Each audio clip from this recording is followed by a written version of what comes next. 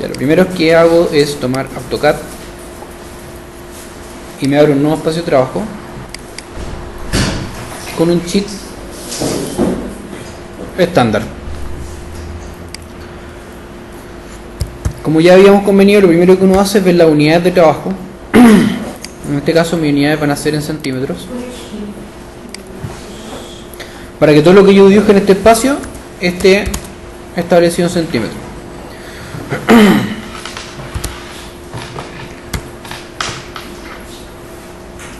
Ahora voy a agregar algunas capas para empezar a trabajar. La primera se va a llamar muros.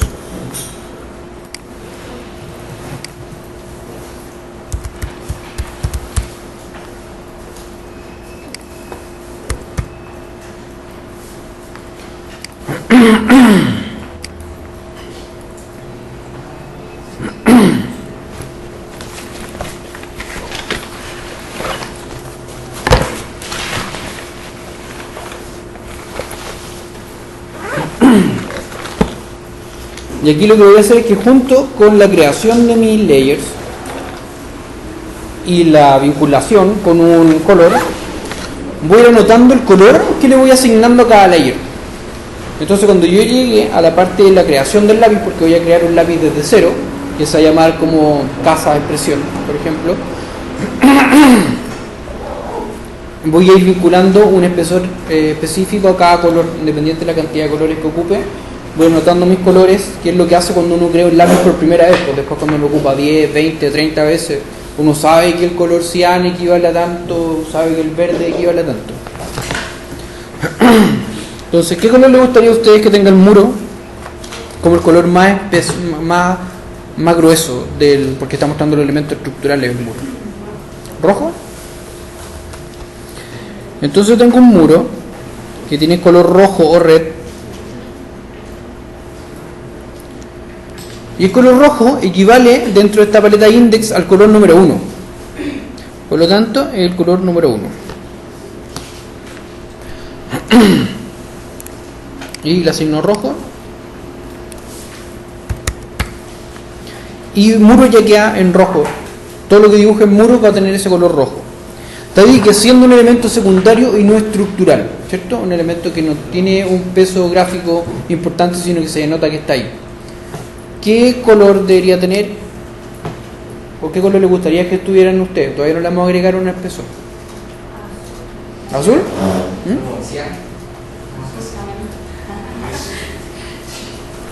Azul, cian.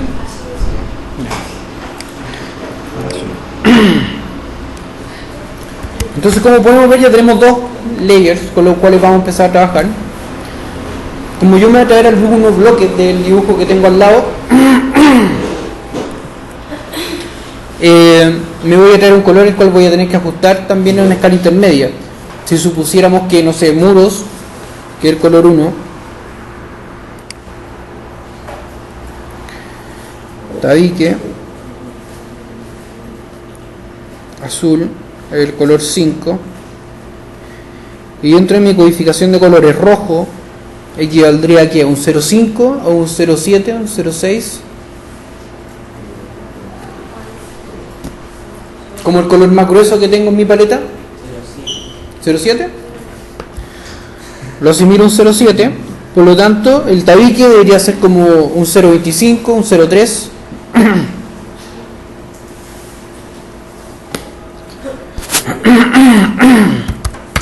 Y por último, yo creo que vamos a crear un layer que se llame textos, para poder ir rotulando todo lo que vamos haciendo al mismo tiempo. Y este layer texto en un color amarillo.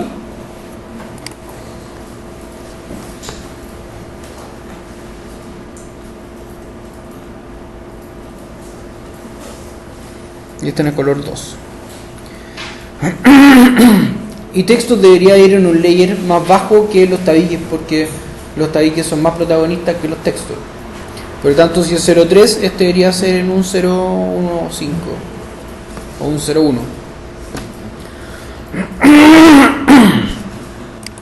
Y ok. Entonces nos vamos de nuevo en layers y vamos a empezar a trabajar en muro. Aparece el ticket de que estamos trabajando en muro.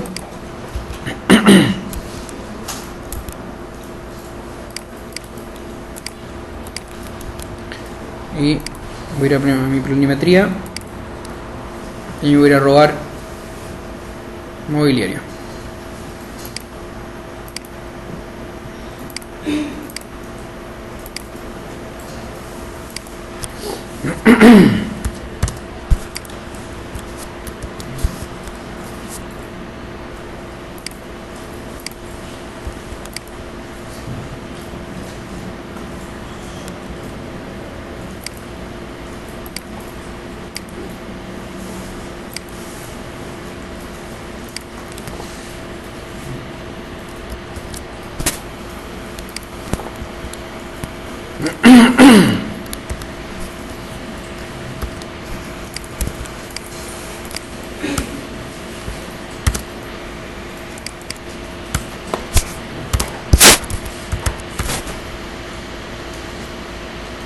Ya, bueno, se trajo con él algunas líneas, símbolos, tabiques nuevos, azul, textos, muros, muebles en color blanco, cotas 25, proyecciones inferiores y superiores. Bueno, dentro de la configuración que habíamos hecho la vez pasada en AutoCAD, le había enseñado que los layers que se configuran con líneas segmentadas mantienen la configuración, ¿cierto? Por ejemplo, si yo me voy a proyecciones superiores, que está configurado para estar con un layer 8 y en el tipo línea Hayden, cuando yo me voy al espacio de trabajo y proyecto un tipo línea, ¿qué tamaño tiene esto? 1 LT.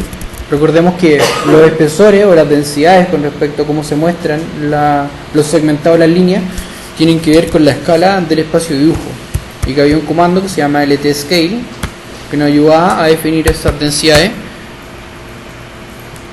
y a poder aumentarla o disminuirla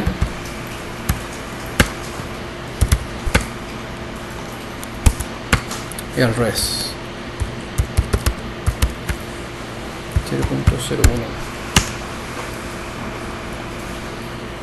Y las líneas que haga yo con proyecciones superiores, todas ya van a venir con el segmentado que tiene que ver con la escala.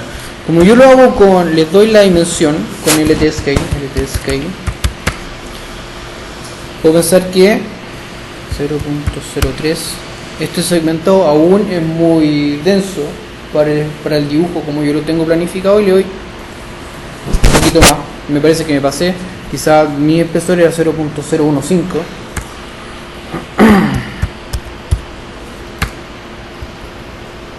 que queda con un segmentado un poco más controlado.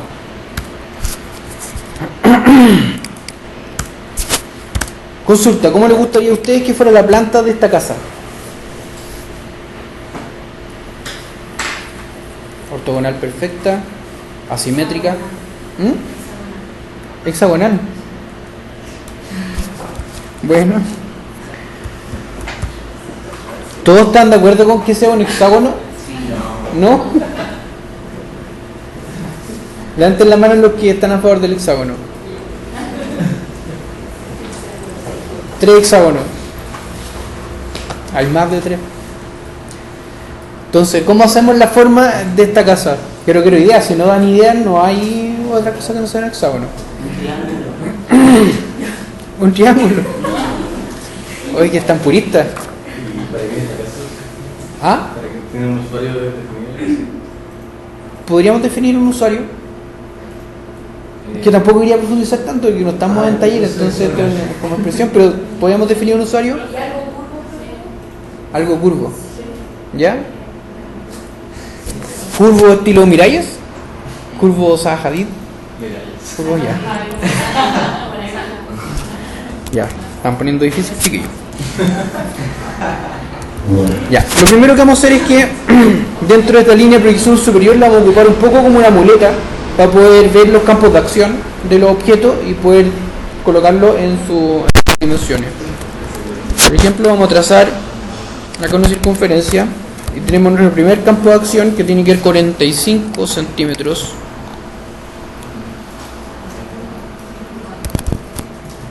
De ahí, ¿cuánto tiene esto?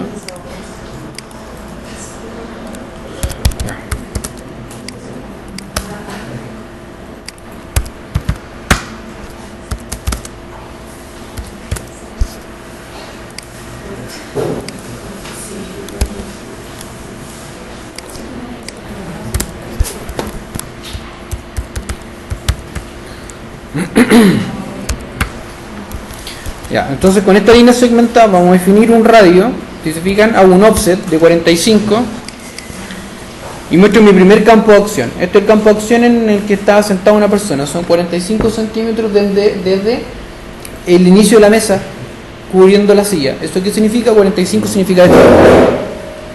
Pararse e irse. 45 centímetros necesito para hacer ese movimiento de colocarme en la silla. Dentro de este uso también se define como el mínimo para poder pasar por atrás de una silla 45 sucesivos centímetros posteriores a 45 iniciales. Por ejemplo, si yo puedo tener varias mesas, estas mesas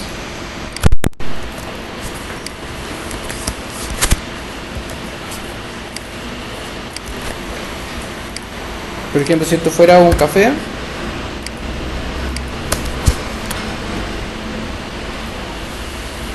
tiene un espacio entre los campos de acción de 45 centímetros, que es lo que se estima como pertinente para el movimiento, no sé, de atención. Que pasa un garzón por detrás atendiendo, colocando las mesas, personas moviéndose entre las mesas. Esto es un mínimo. El mínimo, habíamos hablado del Neufeld. El Neufeld establece mínimo, no establece máximo. Es lo más comprimido que puede estar la acción de un cuerpo dentro del espacio.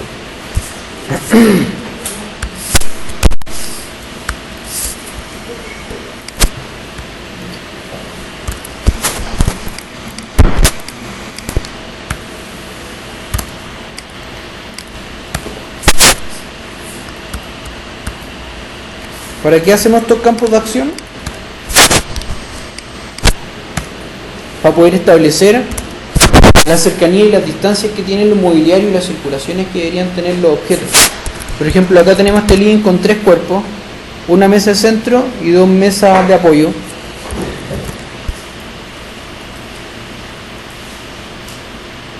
Yo tomo este radio acá, uno este acá, me iría a dar 45.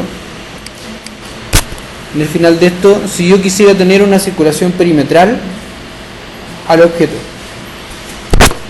dígame, ¿la consulta? ¿No?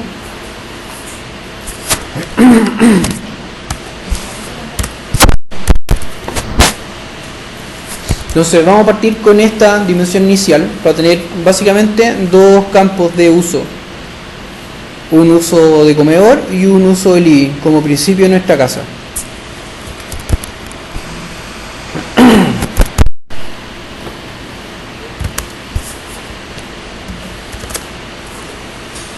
Nos va a mirar muro.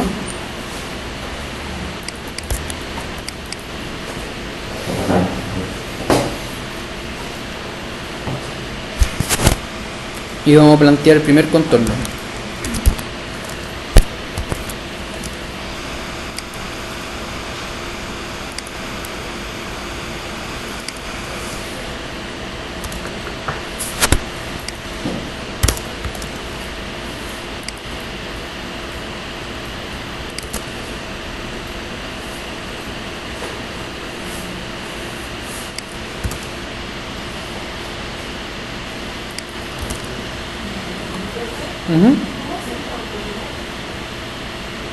Lo curvo. Bueno, esto lo habíamos visto dentro del uso de la polilínea. La polilínea, mientras estoy dibujando, me permite el uso alternado entre 2 tipos de línea: línea recta y línea curva. Por ejemplo, yo tengo PL, ¿cierto?, de polilínea, y marco un punto inicial. Marco un punto y al siguiente campo me pregunta si va a ser un arco o, no sé, quiero darle un espesor, un final, una distancia o ir hacia atrás en el trabajo. Si yo coloco arco, me traza este arco con el cual yo puedo prácticamente trazar lo que yo quiera. Después vuelvo con L a línea.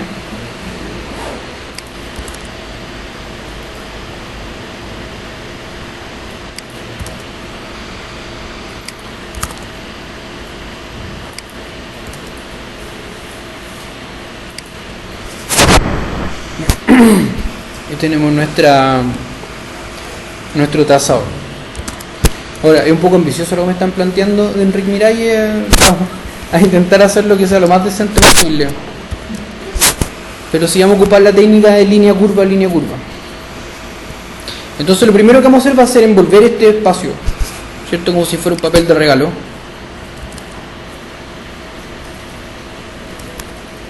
Vamos a empezar con una recta desde acá.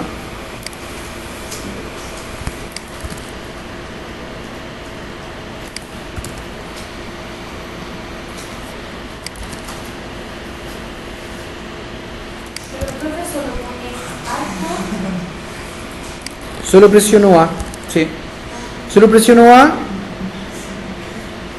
y después la desactivo, presiono volviendo a L. Cuando vuelvo a L,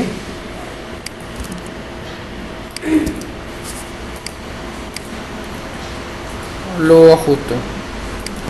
Ahora, siempre dentro de estos segmentos como una polilínea yo puedo agregar o quitar segmentos, que el objetivo de la polilínea es ser maleable. A diferencia de la línea, yo no puedo ingresar nuevos puntos y no puedo restar puntos. Que es parecido al ejercicio que hicimos en cómo acotar un croissant. Tenía que ver con aprender a leer la geometría de cuándo se transformaba en curva y cuándo se transformaba en recta. Y cuándo uno tenía que agregar o quitar un vector o un punto. Entonces acá me parece esta curva y acá me parece quebrado este espacio acá. Y me parece que acá se produce un empalme, pero es como rara la forma en que ocurre. Entonces quizás lo que tiene que ocurrir es que yo tomo este segmento, presiono control, agrego un segmento nuevo, lo empalmo por acá, quizás agrego, no me sirve esa curva, agrego unas cosas acá,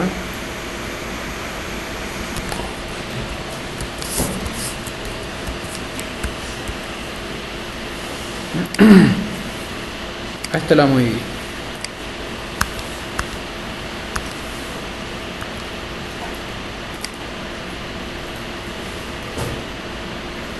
Convierto la circunferencia en 2. Esa la convierto en recta. La ajusto para que empalme de mejor forma.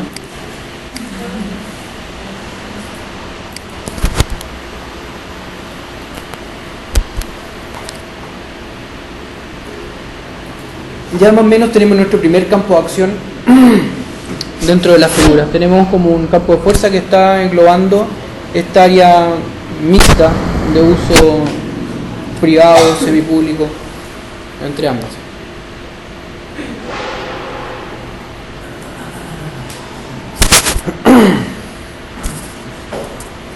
Lo que nos queda ahora es tener, por ejemplo, una cocina que sea capaz de abastecer a este comedor, un acceso, ¿cierto? Que sea parte, lo que vamos a englobar dentro de otra área, una segunda área, y después vamos a ir englobando todo esto y vamos a tener esta casa que va a estar compuesta por varios como núcleos. Entonces vuelvo a la parte de acá, no me sirve mucho esta. Acá tengo un lavaplatos, una cocina a leña. Yo creo que nos conviene hacerlo desde cero.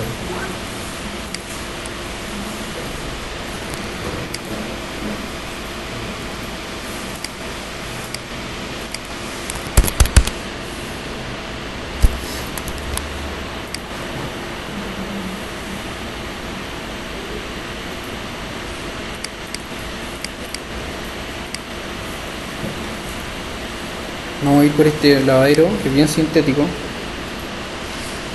Entonces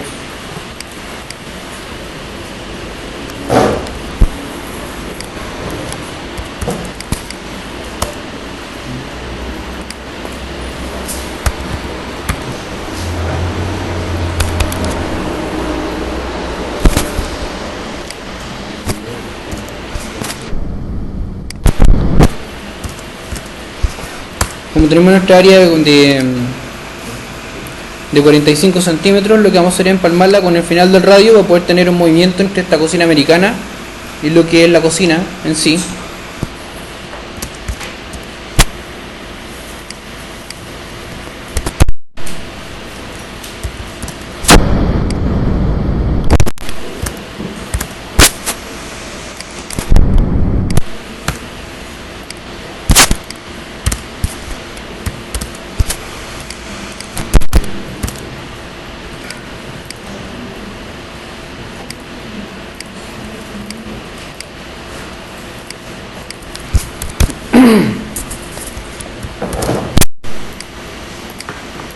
donde dentro de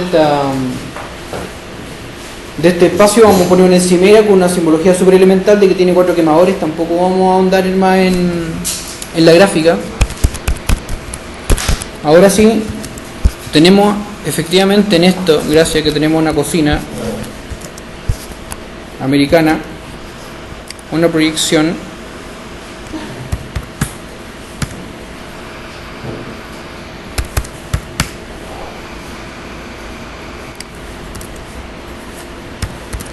que sea quedar no va a ser temporal, que hace la proyección, copio el texto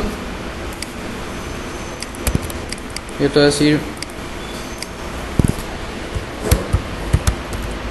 proyección campana sin case uppercase. ¿A qué me refiero con esto? Que las cocinas, cuando son islas o se encuentran de forma cocina americana, tienen una campana que es multidireccional y tiene una capacidad de inyección, de extracción de aire para poder estar habilitado con espacio abierto. ¿A qué me refiero con esto? Que si ustedes tienen una cocina que no tiene límite, ¿cierto? No está cerrada en un recinto, la contaminación de los gases de la cocina van a afectar todo el resto de la casa si es que no hay una campana que esté manejando esos aspectos. ¿Se entiende? Entonces coloco inmediatamente esta proyección de la campana en esta área. Voy a aprovecharme de esta polilínea.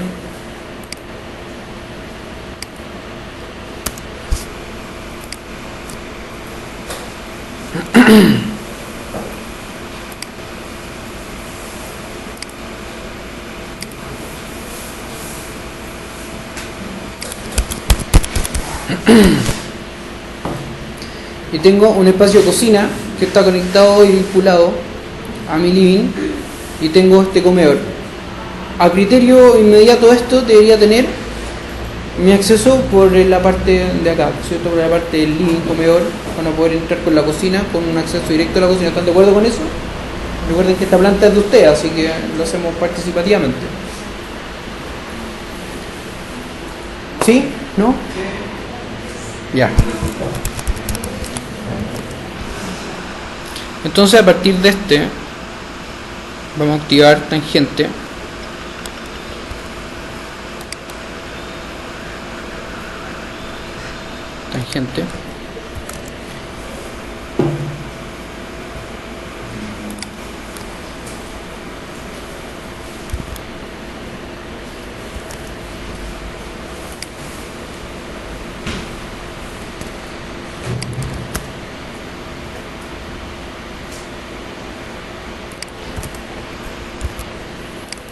No.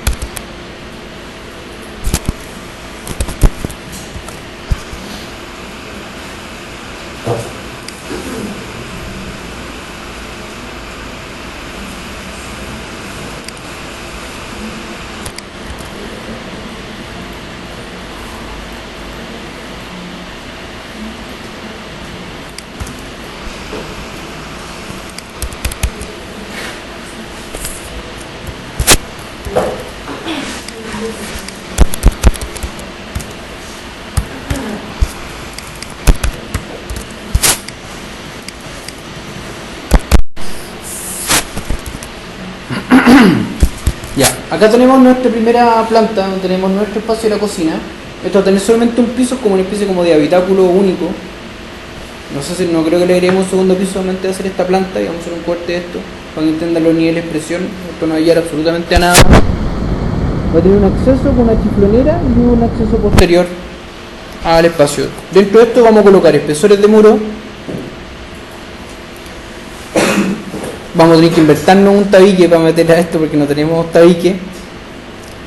Vamos a colocar las texturas de pavimento. y darle toda la expresión que sea necesaria para mostrar de forma correcta este dibujo. A esto le vamos a mostrar un corte, que ustedes van a decir cuál es el corte que debería ser más representativo, y vamos a definir cuáles son las principales elevaciones que deberían haber y que se deberían construir. Entonces tengo esta polilínea, esta de acá, tengo que unirla, join con esta de acá,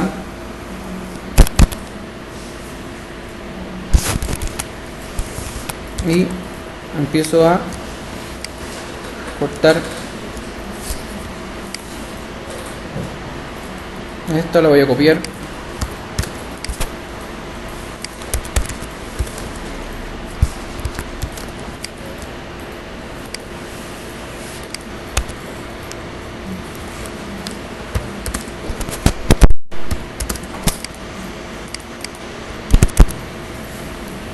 y una vez que tengo hecho esto ya me olvido mis líneas de proyección que muestran los campos de acción, porque ya sé que existe una línea de movimiento, pero como tengo el acceso de este punto de acá, no hay una linealidad con respecto a cómo se accede. Por lo tanto, lo que debería hacer es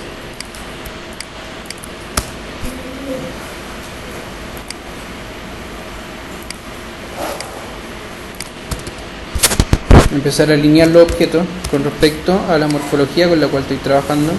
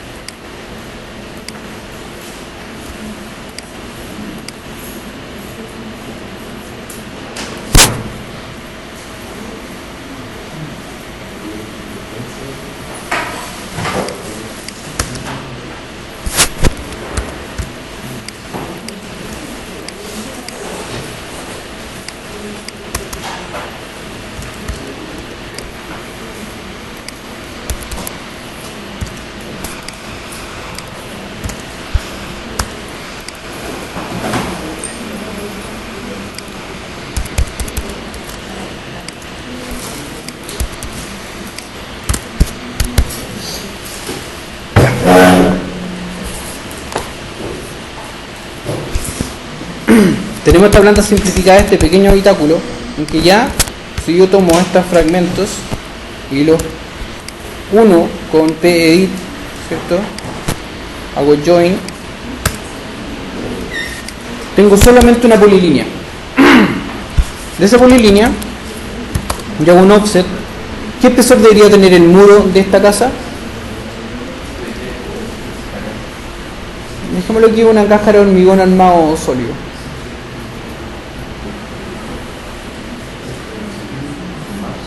¿Cuánto? 20 máximo. Ya, entonces le vamos a dar un offset de 20 centímetros a la casa. Ahora, como la casa tiene esta geometría irregular, es normal que es decir, esto en términos de lenguaje de la casa, me parece que si la casa tiene esta geometría, o el habitáculo tiene esta geometría, las paredes no tendrían por qué ser constantes en su espesor. ¿A qué me refiero con esto? Que está perfectamente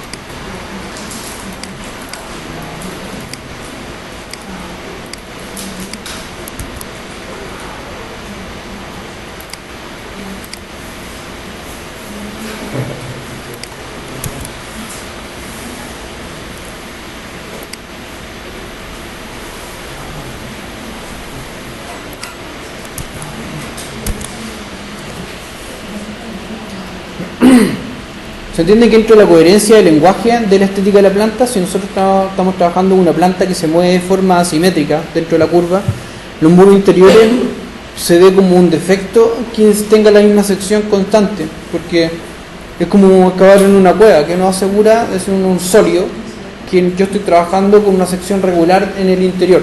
En términos de expresión, ¿se entiende como la consecuencia entre morfología y también las secciones? ¿Más o menos?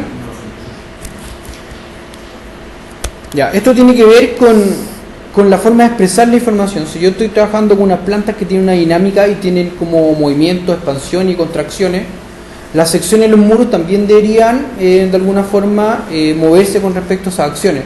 Por ejemplo, en términos de elevación y corte, esta planta no debería hacer esto. Por ejemplo, si yo hago un corte de acá hasta acá,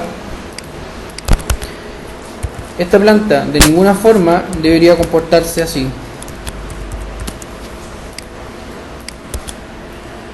Siendo un rectángulo, porque eso significa de que mi planimetría se contradice, mi plantas se contradicen con mi elevación y se contradicen con mis cortes y con mi volumetría en general.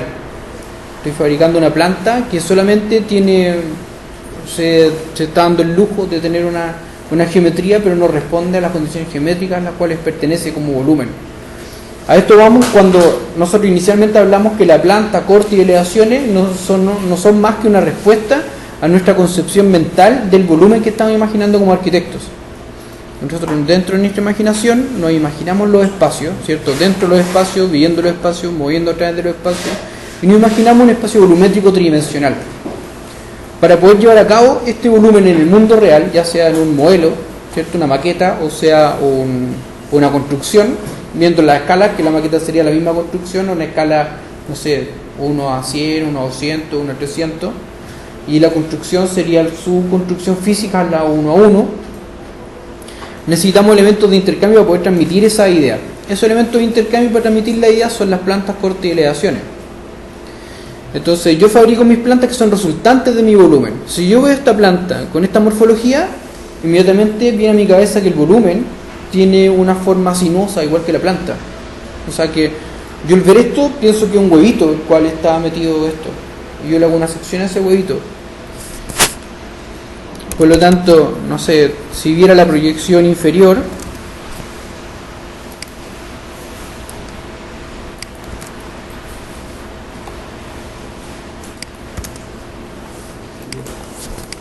esto yéndose al layer,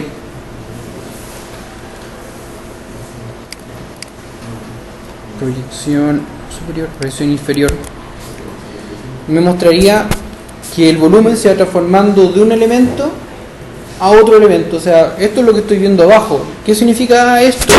Este muro se está moviendo de este punto hacia acá, y por lo tanto dentro de una proyección superior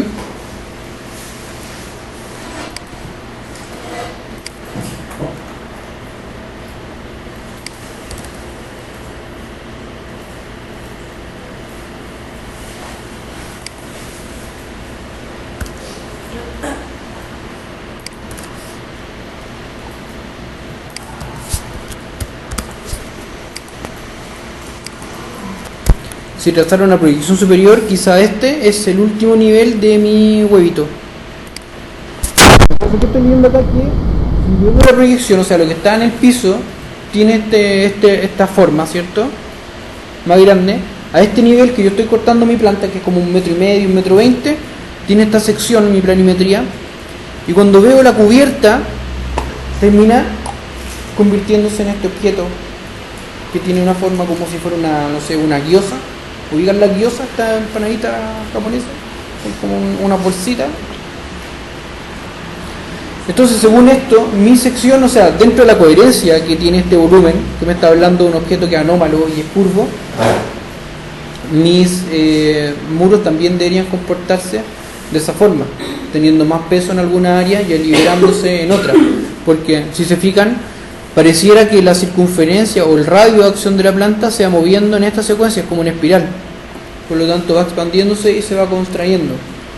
Si fuera constante toda la planta, se vería como que fuera una cáscara. Dentro de una cáscara, dentro de una cáscara, dentro de una cáscara, y no tendría peso específico. Por lo mismo, dentro de esto yo podría hacer un cielo que fuera paralelo al piso y muros que fueran paralelos entre ellos, que sería la misma contradicción. En este caso el cielo de este habitáculo tampoco debería ser paralelo al piso, sino que se debería mover con la misma curvatura y la misma sinuosidad como se mueven los objetos en el interior. ¿Estamos más claros?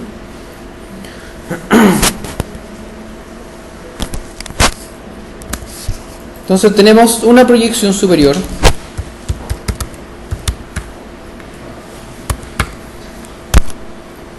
una proyección inferior y un muro perimetral.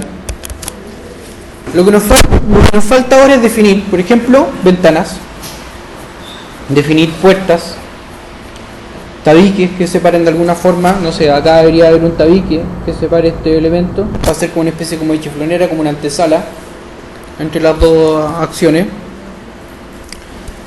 Quizás esto se retrae hasta acá.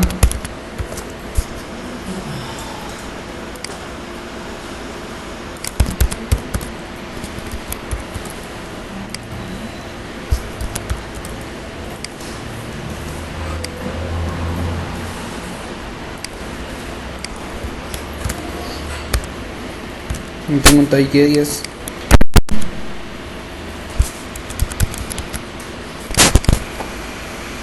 Que se va el layer tabiques. Un layer de puertas. Ya. No.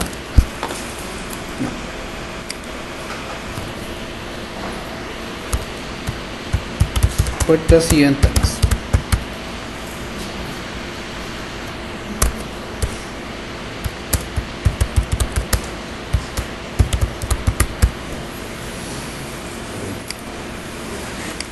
Y van a quedar en un layer amarillo, igual que símbolo y texto, tomando una tipo un diámetro en una tercera categoría.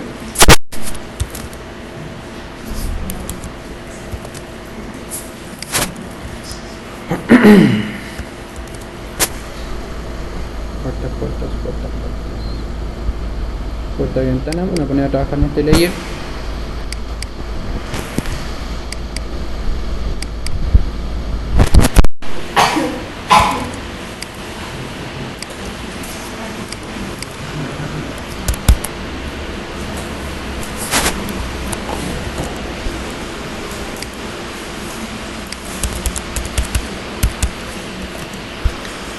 Voy a tener acá una pieza de 5.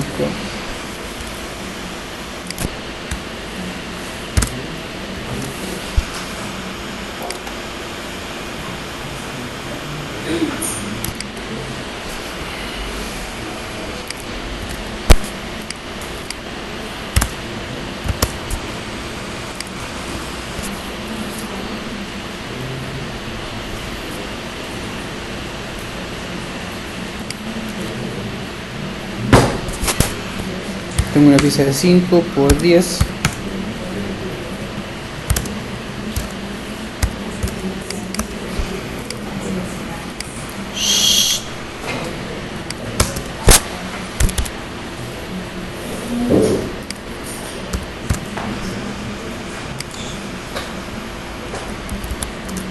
Y una puerta que va a tener... ¿Cuánto debería tener una puerta de acceso a una casa? ¿Un metro? 80 centímetros. ¿Como mínimo? ¿Como máximo? Como mínimo. Tengo que recordar que por las puertas de acceso a las casas pasan los refrigeradores, pasan los sillones. O sea, debería ser la puerta más generosa dentro de la casa. Dejémosle 1,20 m a la puerta, como para cerrar de forma correcta. Entonces tenemos una puerta de 1,20 m.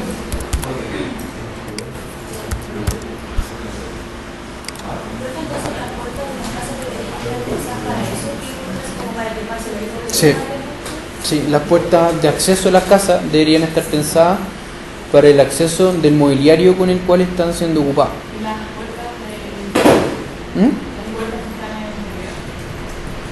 El interior depende de los recintos. Las puertas más estrechas siempre son las de los baños, porque en los baños los objetos están puestos en obra y son objetos que cuando se construye no están puestos en los marcos de las ventanas, de las puertas, o sea, hay más holgura. Igual siempre deberían estar pensados para no tener menos de 50 centímetros, o sea, es lo óptimo. Dentro del mercado en el que estamos se colocan, no sé, puertas muy estrechas o espacios que son muy cerrados, donde no se contemplan radios de giro porque se está sacando el mayor partido a la cantidad de metros cuadrados, no porque se esté diseñando de buena forma una vivienda. Trabajo ustedes diseñar una vivienda de buena forma.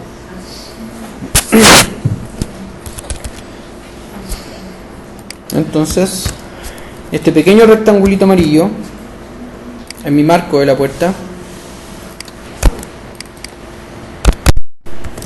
y tengo ya mi espacio para trazar de 5 por 120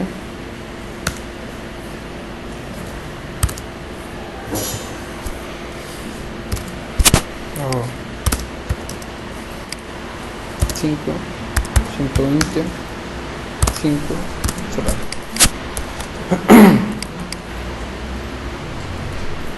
Y tengo mi puerta acá que la voy a alinear con mi marco.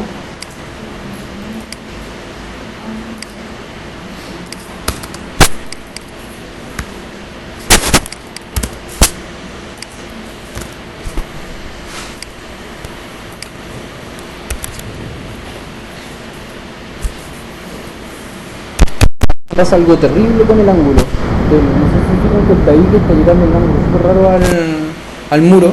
Entonces, por ejemplo, si yo tengo una abertura de esta puerta en este sentido,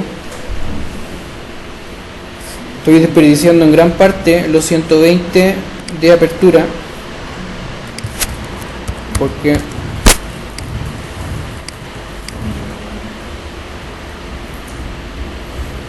se me estrecha el espacio.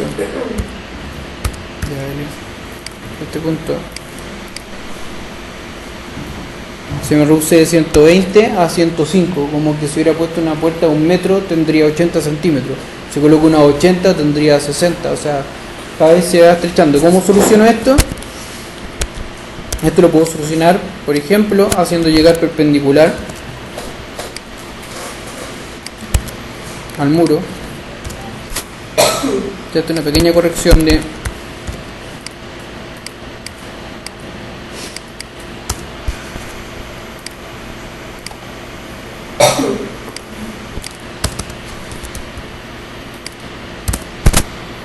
mi tabiquería, y ahora haciendo perpendicular al muro prácticamente la puerta tiene abertura en 100%. ¿Se entendió esto último? Entonces yo tengo esta puertecita que todavía no la termino de trazar.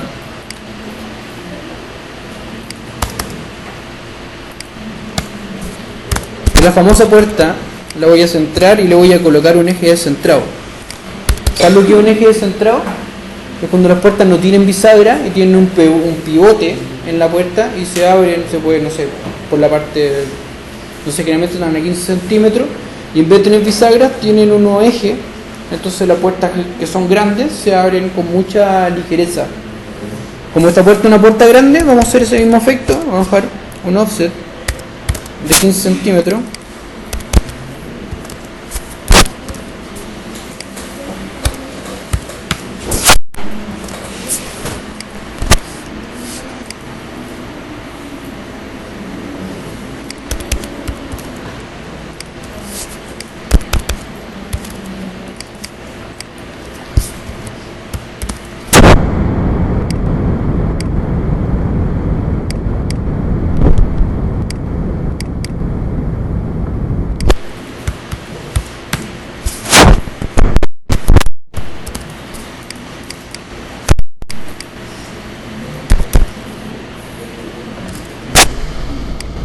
Esto que estoy marcando ahora son los radios con los cuales vamos a mover la puerta. Y después lo que hago es simplemente bajarla. Y ahora roto esta puerta desde este eje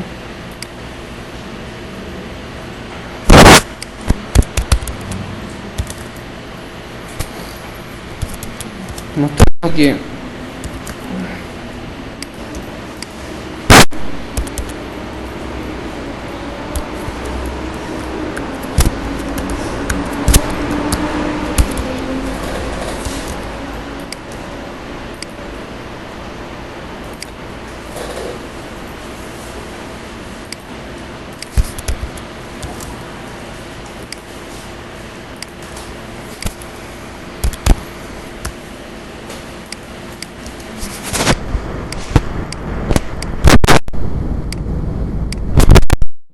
básicamente mostrando que esta puerta tiene abertura hacia ambos lados porque tiene un pivote y que este vector de la puerta se mueve en este desplazamiento y esta en el sentido opuesto se movió hacia el lado acá, que tiene un eje, que esto debería ir acotado en algún momento, que está a 15 centímetros del marco de la puerta, como primer acceso a nuestro lugar.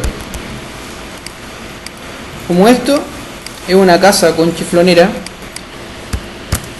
Chiflonera es cuando hay un espacio que hace como de interfase entre el exterior y el interior. Es como un amortiguador. Sí.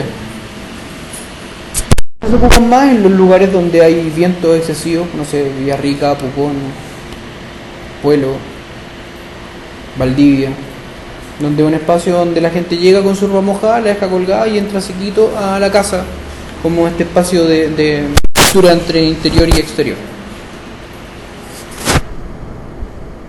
Voy a tomar esta misma puerta, no voy a hacer como mucha modificación con eso.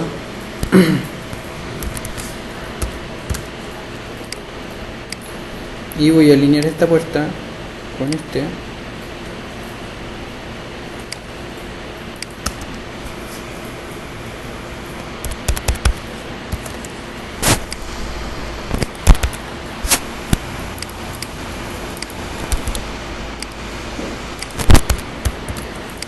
Están cortando el muro en esta parte y cortando el muro en esta parte de acá.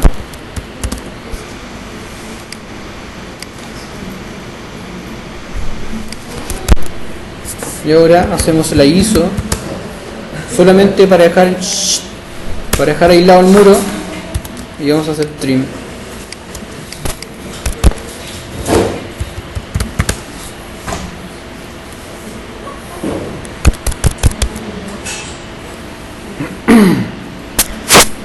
Este espacio, solamente por un tema de estética,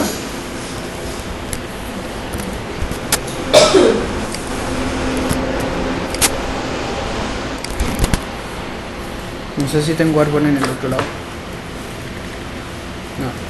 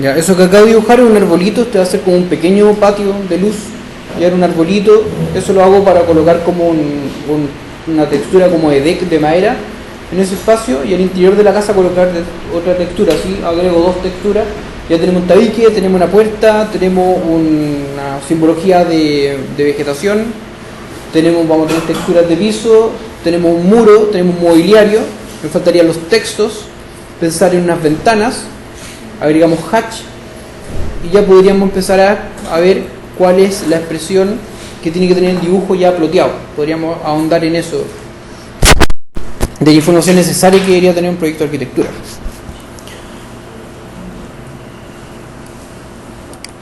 Va.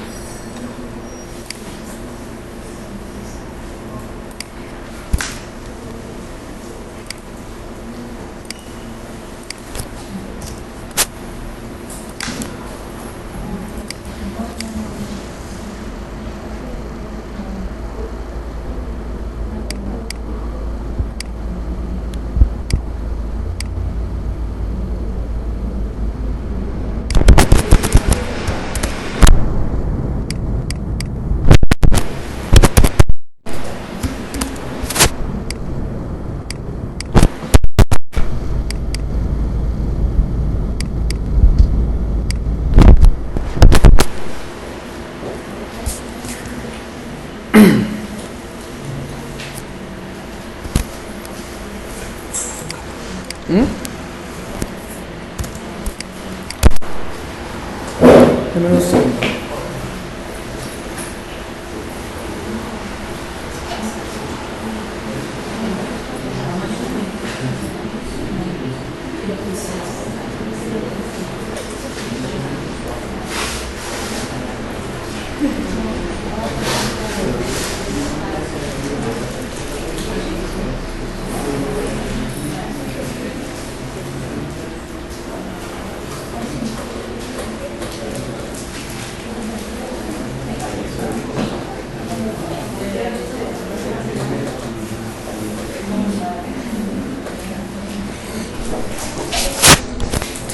Ya. Tenemos en nuestro plano unas tipografías que son de la proyección, del lavadero, del comedor y del stack. En este caso todas las tipografías están giradas y se mueven con respecto a los volúmenes, es decir, cómo se mueven los muebles. Podemos tomar dos determinaciones con respecto a eso. Decidimos que los textos que tengan que ver con áreas se mueven con las áreas, o todos los textos son horizontales en grado cero. ¿Cuál va a ser la determinación para ustedes? ¿Todo horizontales? Sí. Todo horizontal significaría que yo, por ejemplo, tomaría este stack que está alineado con la mesa y le multiplicaría a 0.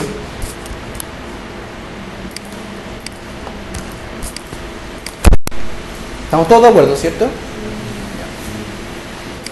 Tengo en la mesa el comedor, vamos al comedor también. Rotación 0.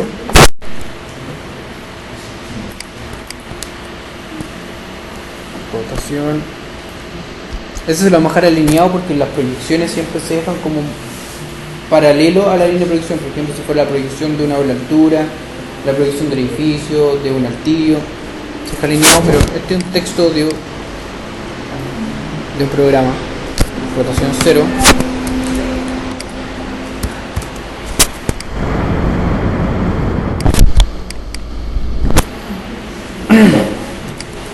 Vamos a colocar ahora.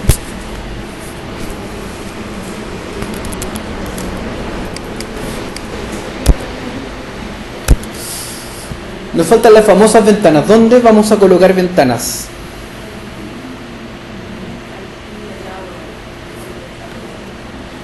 ¿Está peladito? ¿Dónde es eso? ¿Acá? Ya.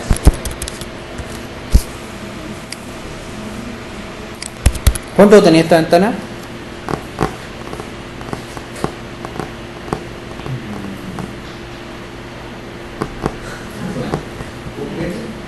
¿Cuánto? 50. Vamos a hacer varias ventanas. Alguien que tenga una secuencia de ventanas de 50.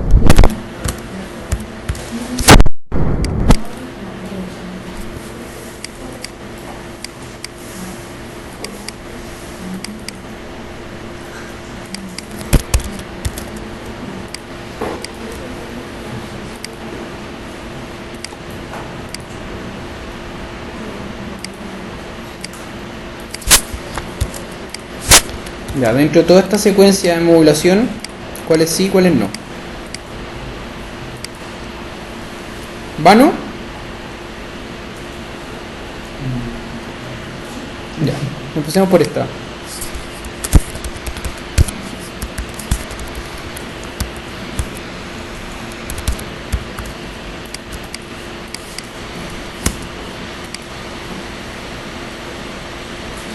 Ya.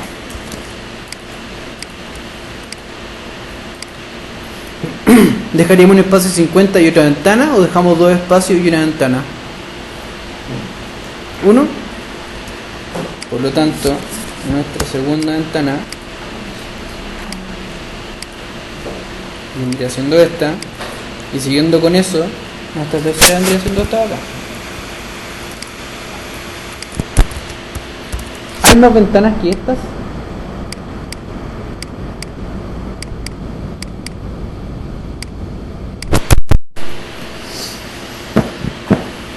¿Sí? ¿Dónde quieren más ventanas?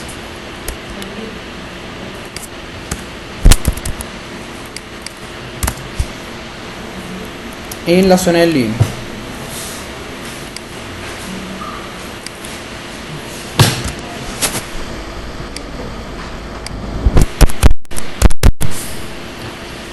En esta zona del living tenemos dos opciones de hacerla. Uno es ocupar los espacios libres y dejar que pase la luz por entre medio de los espacios, o dejar una que esté enmarcada sobre el sillón, lo cual no es muy bueno porque tiene un espacio que es poco asequible y poco aprovechable también. ¿Dónde las dejamos? Vamos a eliminar esta.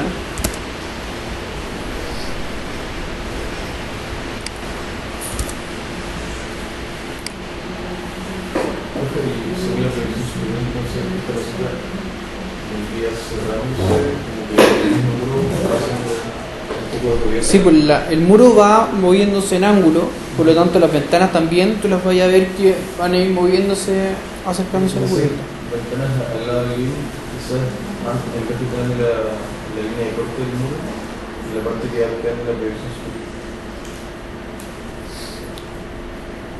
¿Cómo? No te entendí. En vez de poner las ventanas donde está cortado el muro, a esa altura, ponerlas, fijarlas en la proyección superior. Que estén acá. Claro. Ya, bueno, a esto le va a pasar algo parecido a lo que dices tú. Estas ventanas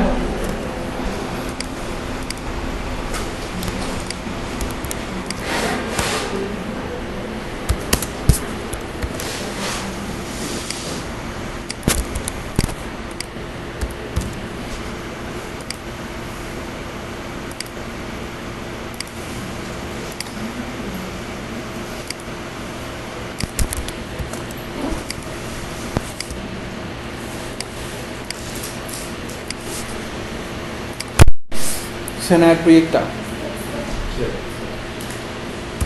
Y esa proyección también se lee con proyección inferior.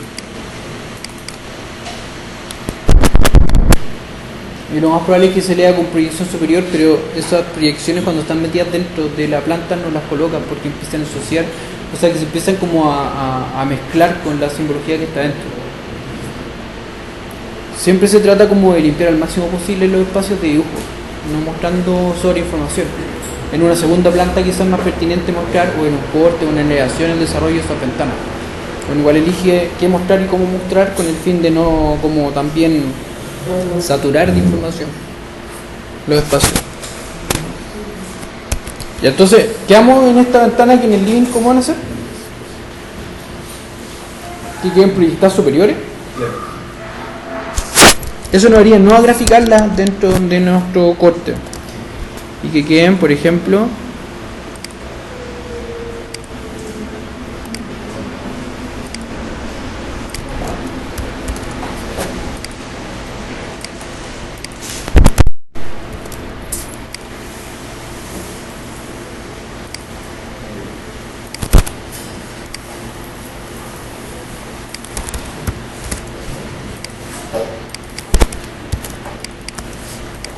sería como algo de este tipo. ¿Se entiende que se está proyectando el volumen, cierto? Ahora, esto va a ser una locura modelarlo en SketchUp. Así que me acaban de condenar a algo terrible, porque después, para la próxima clase, yo tengo que tomar esto mismo y modelarlo. ¿Están tan feliz con ustedes? Y entonces tenemos estos espacios en las ventanas, y ahora nosotros estamos trabajando en nuestro... Bueno, acá faltó algo que es recortar ese espacio de acceso, y es trazar las puertas y ventanas.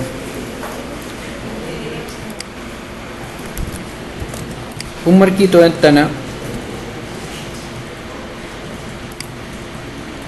de 3 por 5, 5.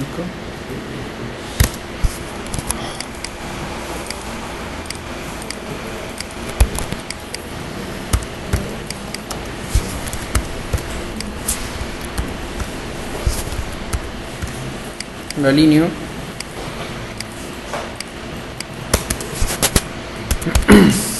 Pregunta: ¿la ventana a borde exterior o interior del muro? Tenemos un muro que es grueso, que es bien pesado. Son dos efectos absolutamente distintos. Si la ventana está en el borde interior, desde el exterior se va a ver una marcada sombra en la elevación. Si lo trazamos en el borde exterior de la ventana, desaparece esa gruesa sombra y se ve la transparencia del objeto. Son dos expresiones distintas, dos formas de ver una elevación. ¿Cómo? ¿Al interior?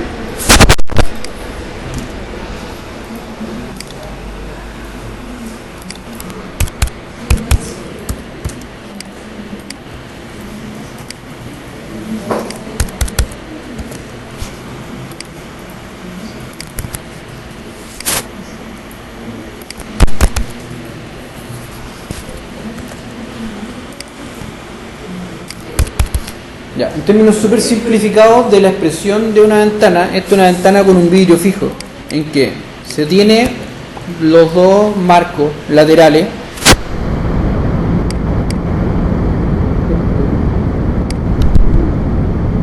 se coloca en el centro la proyección de un vidrio. No es necesario hacer el espesor del vidrio, porque al tamaño con el que va a salir impreso, basta con solamente colocar una línea y por esa línea tenga espesor 0,5 para que se entienda que es un vidrio.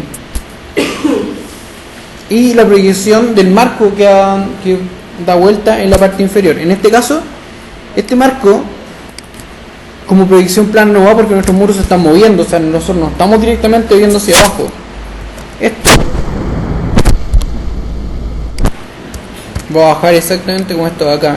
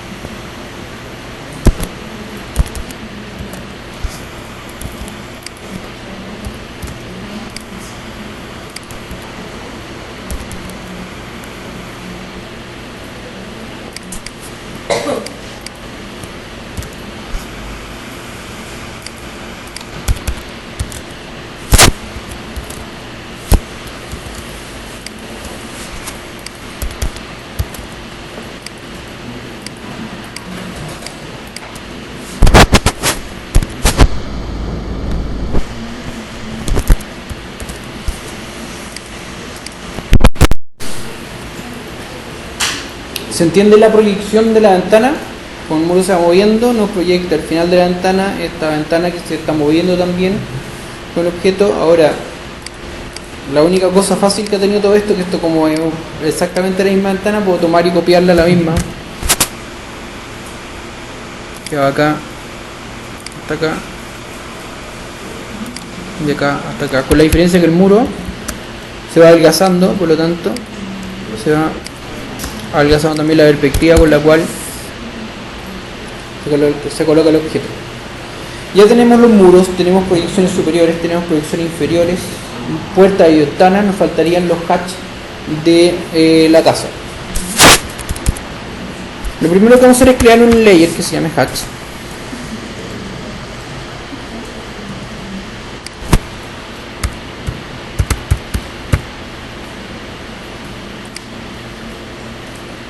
Y este va a ir en un layer 8.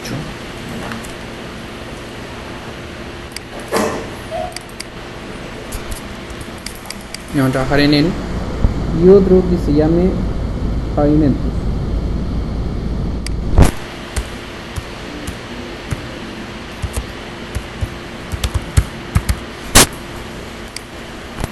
También va a estar en el layer 8, que el layer 8 para mí es el lápiz más fino que va a haber en el espacio de dibujo. Todo lo que esté al último del espacio de dibujo, en la última proyección, se traslada a un layer 8. Entonces nos vamos de nuevo a nuestro espacio de trabajo. Vamos a borrar esto que nos está puro estorbando. Esto se va. Y vamos a hacer la ISO para aislar solamente el muro. Y vamos a proceder a colocar nuestro hatch. Ahora nos vamos a asegurar de que hatch está apagado, lo vamos a prender.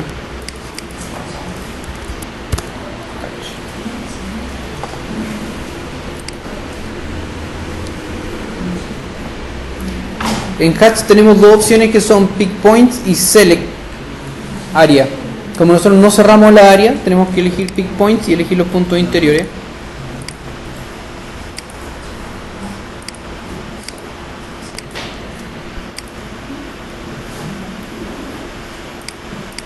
Se le llaman los layers de hatch.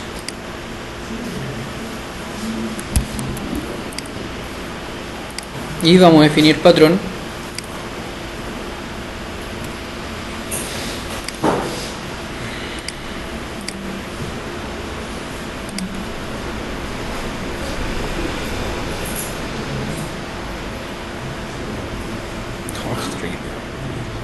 Ya, Tenancy 31 y vamos a cambiar su escala porque por ahora está tan denso el hatch que no podemos ver mucho. Lo llevamos a 10.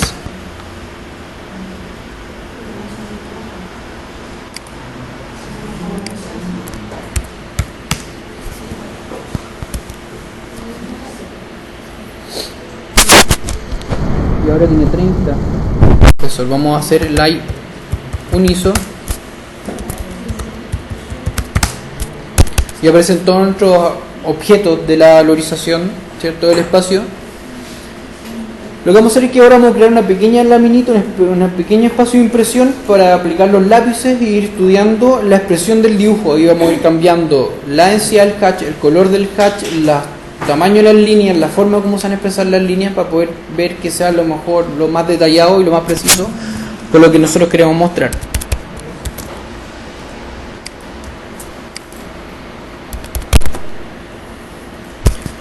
Entonces nos vamos a layout y lámina de prueba.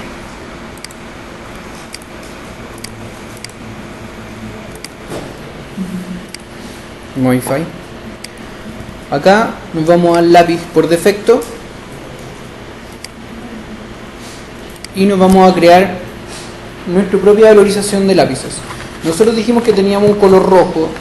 El color rojo va a ir impreso en negro. Pero lo primero que vamos a hacer es tomar desde el color rojo, ¿cierto?, que es el 1, hasta con Shift al 255 y colocarle que absolutamente todos estos se ploteen en negro y el espesor de la línea sea el menor. ¿Para qué hacemos esto? Cuando creamos un lápiz, para poder saltar cualquier tipo de anomalía en que quede un lápiz que se nos salte o un color que quede por defecto dentro de nuestro espacio de dibujo. Por ejemplo, imagínense que el color 240 está marcado como 07 y en los bloques que ustedes bajaron con el 240 marcan pequeños puntos de inserción en los bloques. Entonces ustedes colocan su bloque, lo colocan en gris, queda todo súper bien, pero cuando plotean queda con unos tremendos manchones negros colocados en todas partes del bloque. Eso pasa porque se creó una línea la cual no se tenía control del tamaño. Eso, si nosotros llevamos todo a que se plotee en negro y se plotee en el espesor más mínimo, absolutamente no se va a notar porque un punto puesto a 0.000 es algo casi invisible y lo más probable es que ni siquiera lo plotee el plotter porque no tiene esa densidad. Así que nos eliminamos todos los problemas de línea heredada o colores que vengan de otros espacios de dibujo que nos puedan entorpecer o perder nuestro dibujo. Una vez que tenemos eso, nosotros nos devolvemos a generar nuestros propios colores. Por ejemplo, tenemos el rojo, que era el de los muros. Según tengo anotado, habíamos dicho que el rojo iba a ser equivalente a 0.7. Después teníamos tabique, que está en el color azul. Y tabique, han dicho que iba a ser un 0.3. Textos, está en amarillo.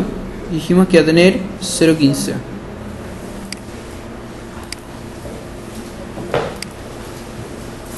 También está interactuando el color 7 o el blanco en donde están los bloques de muebles. Ese, a su parecer, ¿qué espesor debería tener dentro de nuestro peso de información?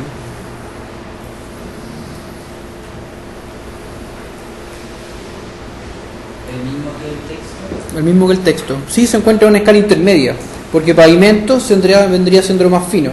Sería notar esa tridimensionalidad, la diferencia entre los muebles y el pavimento. Entonces tenemos el color 7, que le asignamos un 0.15. ¿Qué otros colores teníamos dentro de nuestro espacio de trabajo? Teníamos el color 0.8, que como nuestro color más fino va a ir en 0.00. Además de eso, ¿recuerdan algún otro color que esté interactuando en nuestro espacio ahora? Me parece que no teníamos ninguno más.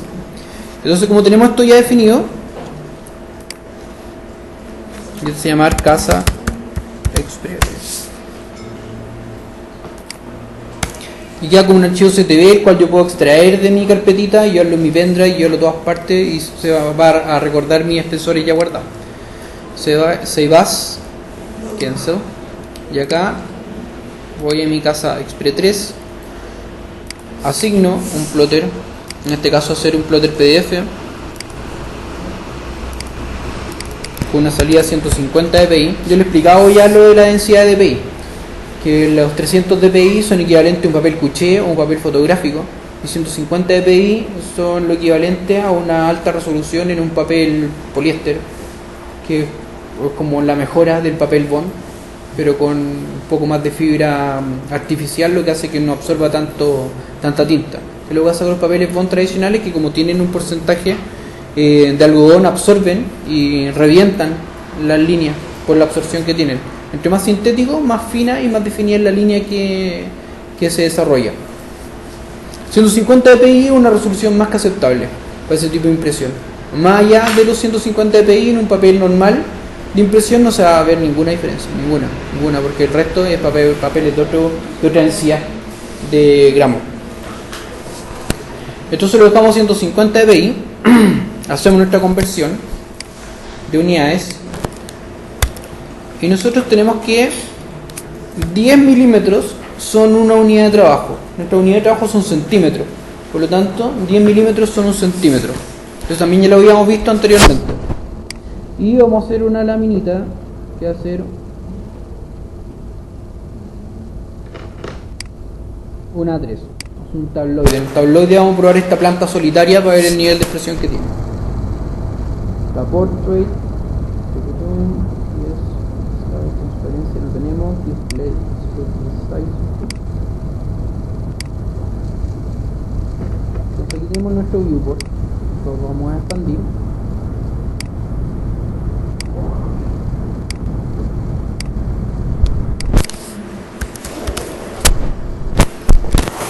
Y aquí está pasando algo de que no veo el achurado del Haydn, o sea, no veo la tipografía de línea, el tipo línea con el cuales estamos trabajando.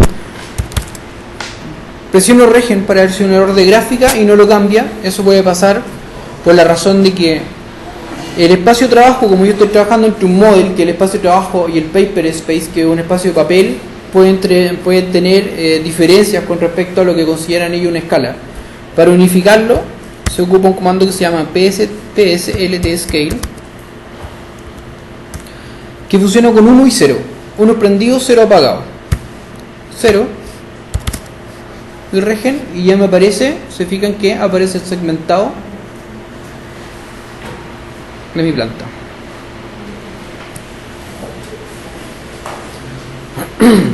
Ahora, yo tengo esta planta y se ve este reticulado que es por esta grilla que está prendida. Ahora está mi planta absolutamente aislada en el espacio, y lo que tengo que hacer es darle una escala de por sí.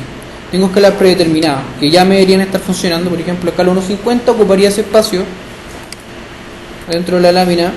Escala 1.40, este espacio. Escala 1.30, este espacio. Le vamos a dejar esta escala 1.30, aunque es bastante rara la escala, pero me llena más o menos el tabloide para poder trabajar con la expresión con una dimensión que se vea más o menos grande. Tengo este espacio, está configurado, tenemos un acceso, tenemos los puntos, tenemos textos, tenemos hatch, tenemos puerta y ventana. Vamos a hacer nuestra primera prueba de ploteo.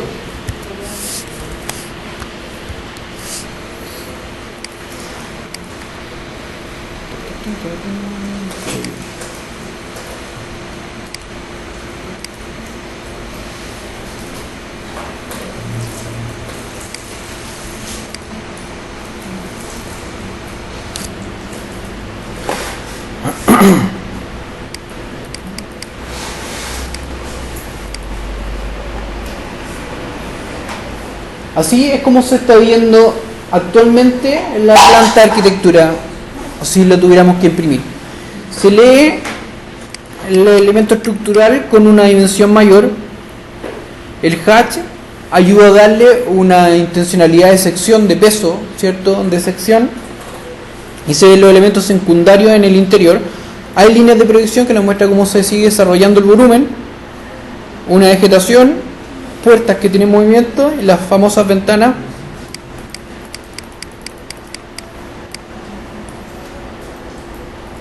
que se ven en su proyección con respecto al desplazamiento que tiene el muro en este sentido. ¿Esta línea de proyección de la ventana no habría que alinear o paralela a la proyección inferior del muro? Lo que pasa es que si esa ventana la hacemos llegar, lo que está preguntando su compañero es si esta proyección inferior de la ventana no debería ir paralela a esta proyección o intermedio. Lo que tenemos acá es que nosotros estamos cortando en un nivel que es paralelo al piso. Por lo tanto, si nuestra ventana es paralela al piso, o sea, si yo estoy llegando al piso con la ventana, esa ventana debería ser paralela a mi sección de corte. ¿Qué significa eso? Esta línea debería ser paralela a esta. Si yo la hago que vaya decreciendo, lo más probable es que esas ventanas van a perforar la losa y van a pasar bajo la losa. ¿Se entiende? Que la ventana se va a ir moviendo con respecto, porque si nosotros trazáramos una línea de proyección de mi piso, esto va a pasar por acá.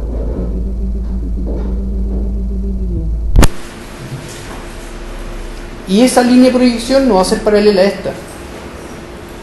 Va a ser más paralela a esta, por ser esta una línea imaginaria que se encuentra paralelo. Porque ¿qué es lo que hace la línea de sección de corte? Es como si pasara un gran cuchillo en la planimetría, y eso tiene una altura determinada con respecto al piso que eso sí se mantiene paralelo. Por eso es que se lee de esa forma tan extraña dentro de la lectura de la ventana. Ahora, si nosotros hiciéramos que los vanos perforaran, o sea, que pasaran la losa, y que la ventana de alguna forma, como las ventanas de los edificios, denotaran esta cabeza losa, ¿cierto?, que se está mostrando, sí se moverían con respecto al punto inferior. La diferencia es que no darían luz a ningún recinto. ¿Cachai? Porque al terminar nuestra losa de piso, abajo ya no es habitable. A veces nosotros definamos que abajo hay otro elemento habitable. Entonces la ventana la empezamos de la losa hacia arriba. ¿Qué le cambiaríamos a esta expresión de este dibujo?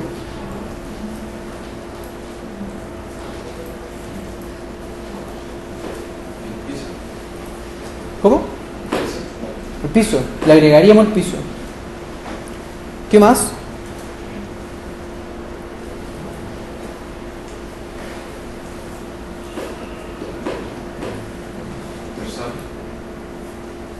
Es que las personas en planta no se ocupan mucho porque sería como un círculo con personas. ¿Cuándo se ocupan? Eso ya lo habíamos hablado, aparece en otra clase. ¿Cuándo se ocupan personas en elevación? Por ejemplo, si nosotros estamos haciendo un programa que tenga que ver con movimiento de cuerpo. Por ejemplo, un lugar de danza. Estamos haciendo un lugar, no sé, de karate. Y es necesario mostrarle al cliente el desplazamiento del cuerpo en el espacio porque él quiere saber cuántos desplazamientos él puede hacer en este lugar. En términos japoneses, los japoneses ocupan el tatami. Y el tatami muestra esta esterilla y las esterillas muestran áreas de movimiento, áreas de descanso, que el tatami es una cama. Entonces ellos se hacen idea inmediatamente del espacio y movimiento que tienen en el lugar. ¿Qué más le podríamos agregar?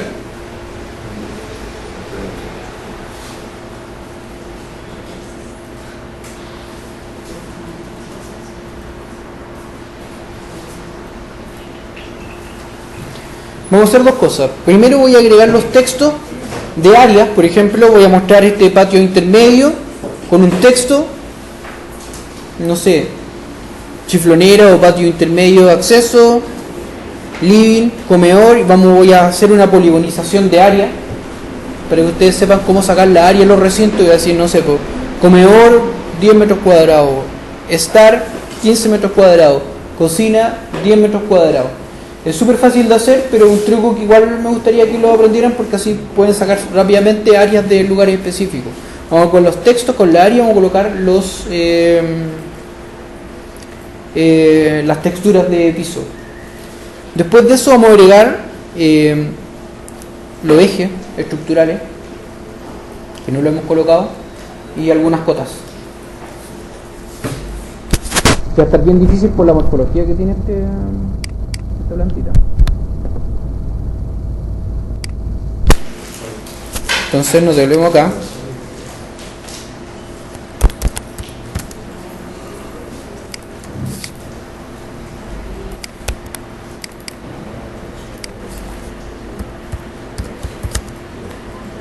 Y tenemos el área de cocina. Lo que vamos a hacer es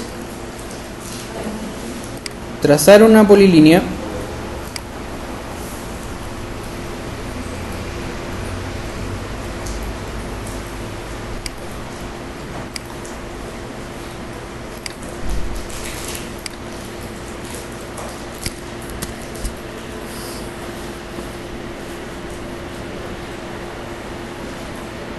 terminemos con que suena todo eso en el video.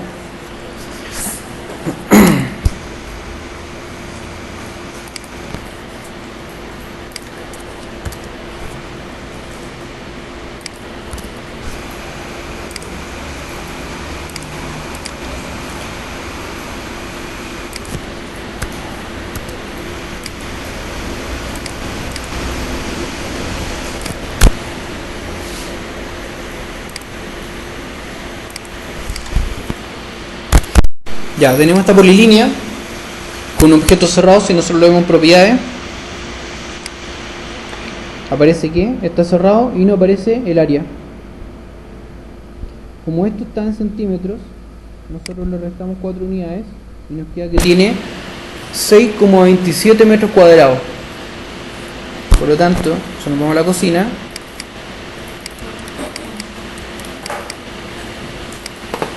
enter, 6,27 metros.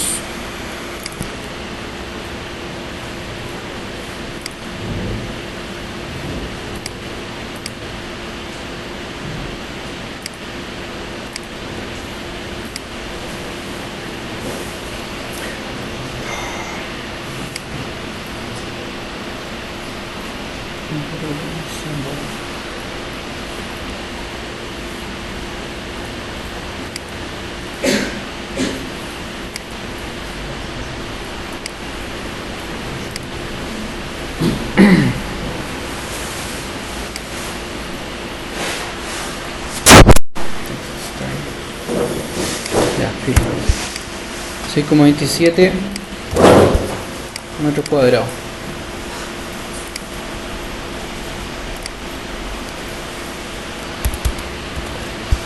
Lo mismo vamos a seguir haciendo con el resto de las áreas. F8.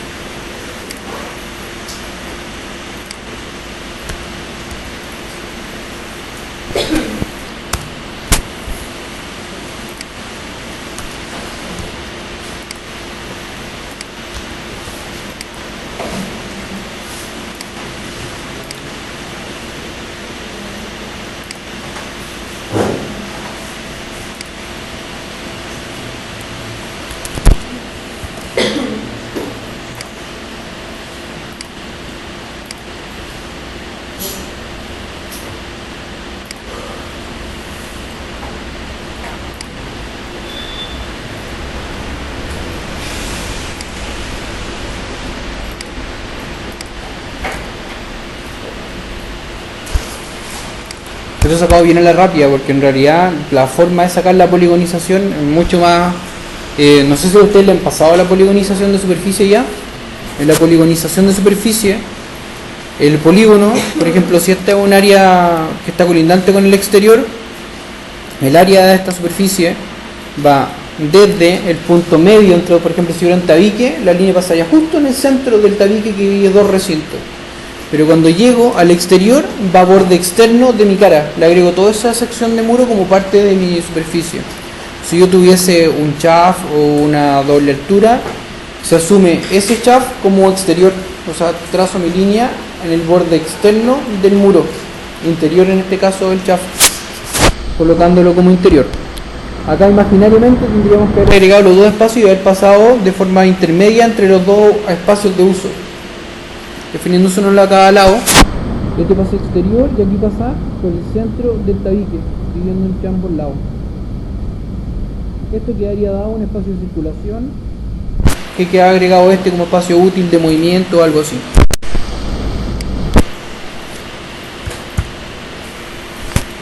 Si nosotros vamos a corroborar acá, dice área 7,5.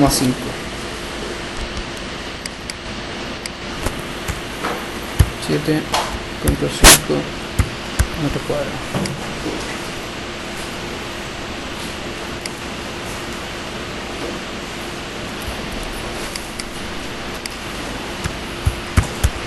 Nueve metros cuadrados.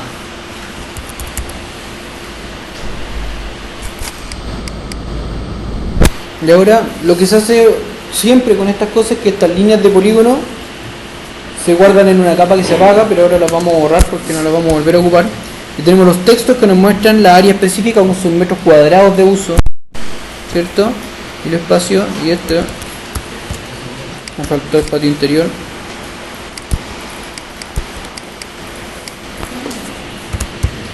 Patio, acceso.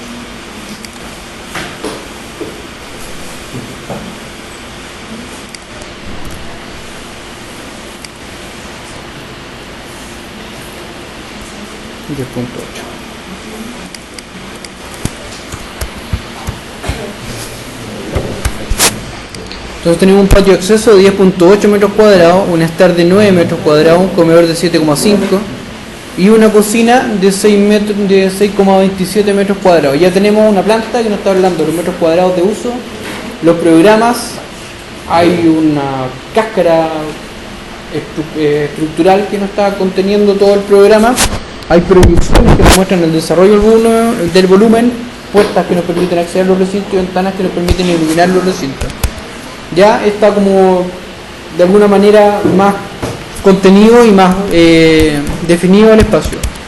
Como esto tiene una proyección hacia el inferior, yo aquí voy a hacer, esto venía 120, 130. Lo que voy a hacer es con F8 hacer una pequeña rampa de acceso, pensando que este volumen, como tiene una proyección inferior, se eleva sobre el suelo y una rampa nos permitiría alcanzar ese nivel. Son 130 por 100 metros.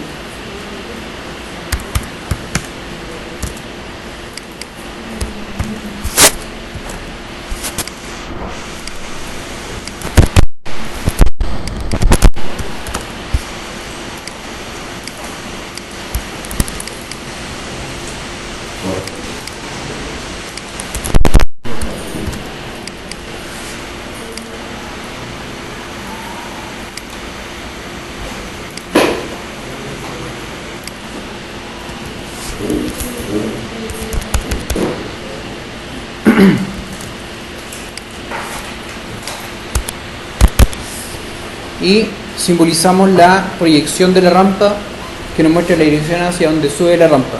¿Qué nos dice con esto? Que necesitamos dos cosas. Uno, colocar el punto inicial en nivel de terreno natural.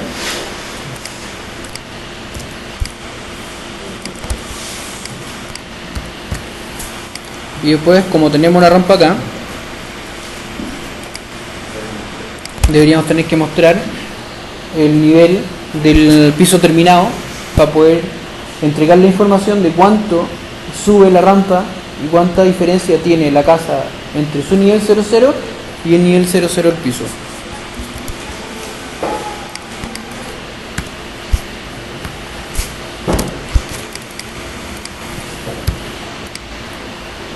Nivel terreno natural.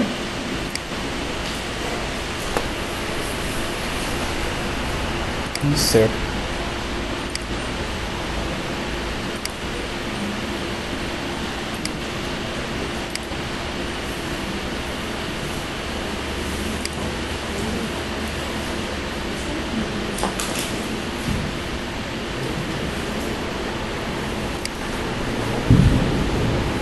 Símbolo. Y si se fijan, dentro de los símbolos hay uno que dice, tiene que decir más menos, plus minus, que este símbolo que muestra más menos, y ese símbolo muestra más menos punto 00, es la simbología con la cual se muestra que ese es nuestro punto inicial de proyecto. O sea, todas las mediciones que se hagan para establecer, y no es menor, porque el punto cero marca desde dónde se empieza a medir, cuál es el punto cero para empezar a establecer y a trazar nuestra casa. Si nosotros establecemos este punto inicial de terreno natural como punto más menos 00, todas las mediciones que se hagan para trazar la casa y para establecer la estructura de la casa deberían partir de acá. ¿En qué sentido? En que el nivel del piso terminado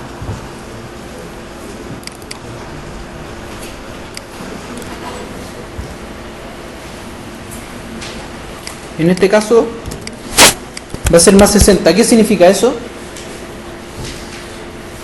Que desde el nivel de terreno natural, desde el 00 a 60 centímetros está el piso de la casa. O sea, si yo hago un corte, va a estar la línea de terreno, 60 centímetros más arriba, va a estar la persona parada al interior de la casa. Esa es la altura del primer piso con respecto a la tierra. O cómo se para este huevito con respecto a la tierra.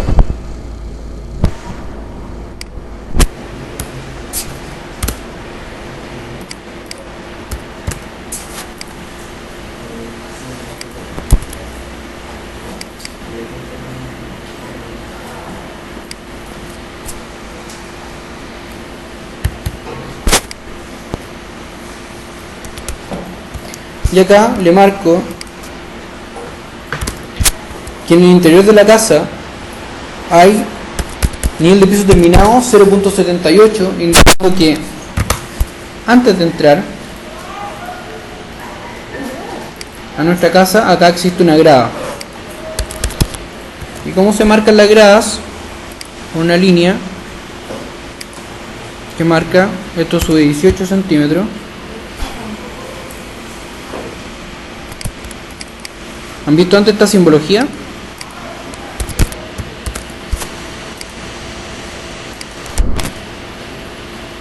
¿Qué marca esta simbología? Un escalón.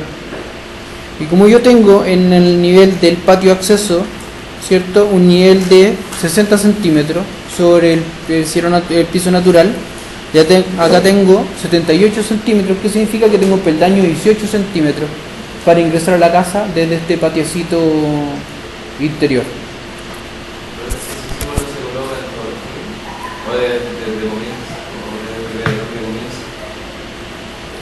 Se coloca desde donde comienza, con esta línea que marca como la superficie inicial, la altura, ¿cierto? Esto tiene 18, y después otra sección que muestra hacia donde toca el piso. Esto se hace con la escalinata o gradas que se hacen en espacios públicos. En la escalera uno no hace el trazado completo de la escalera marcándolo. La escalera ya se entiende que tiene este nivel y después los cortes y dimensiones se muestran. ¿Por qué se hace eso? Porque en los, planos de exteriores no se hacen muchas veces detalles específicos de escalera o diferencias de nivel. Entonces cuando se está viendo un plano de exteriores se tiene que entender dónde hay una grada, dónde hay una diferencia de nivel, más que solamente estar leyendo los niveles específicos. Poder ver que uno se enfrenta a 2, 3, 4 gradas y después a un paramento liso y después nuevamente gradas. Entonces uno comprende que la topografía tiene una pendiente que ha sido arquitectónicamente trazada para ser salvada a través de esta topografía artificial. Se hace lo mismo, se traza 18, no sé, traza ahí la huella que tenga, no sé, 30 y después 18, no, 30, 18, 30. ¿Okay? Y entonces ahora nos vamos a cambiar al layer que se llama pavimentos. Además que estamos por terminar la clase, así que necesitamos apurarnos. Y vamos a hacer la ISO. Vamos a congelar esto.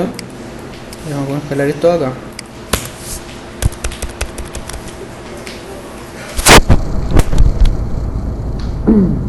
Vamos a descongelar tabillas.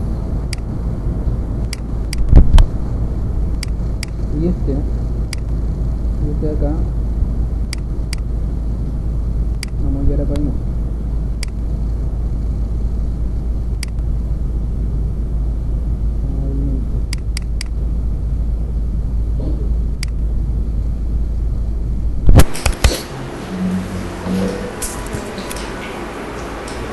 Ya. Vamos a trazar esta línea auxiliar para que el hatch no se me salga del espacio. Y vamos a trazar nuestro primer hatch en este interior. Hay algo acá que está pasando. Esta línea no termina acá. Ahí sí. Esta línea de acá debería ser así. Y aplicamos nuestro primer hatch en este punto de acá. Este hatch va a tener una textura como si fuera un deck de madera. Por lo tanto, mi trabajo ahora es buscar un patrón que tenga esa famosa textura. Puede ser esta Dolmit.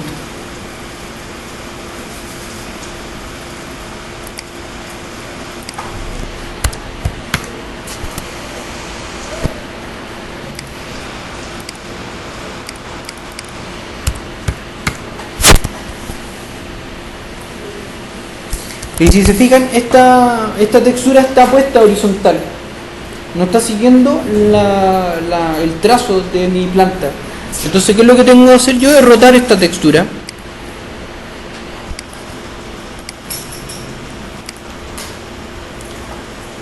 Si se fijan, acá hay ángulo. Por lo tanto, yo, no sé si lo coloco en 90, se coloca en 90 grados con respecto a mi posición. Entonces, ¿qué es lo que necesito hacer? Es, por ejemplo, ver este elemento. Voy a ver su rotación.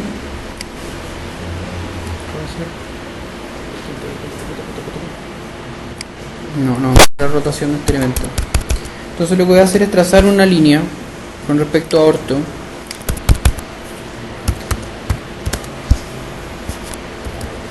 Y voy a ocupar cota de ángulo. Y me dice que está puesto a 64. Entonces lo que hago es irme acá a opciones.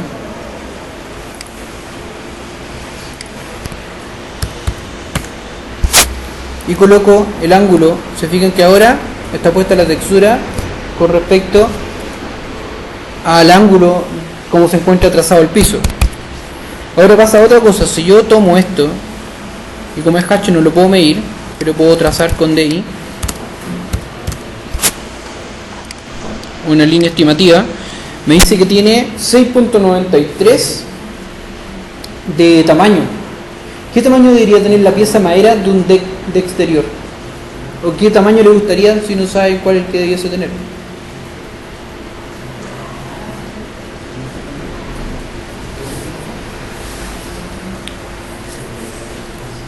No se amontonen, chicos, no griten porque si no salto. ¿Ah?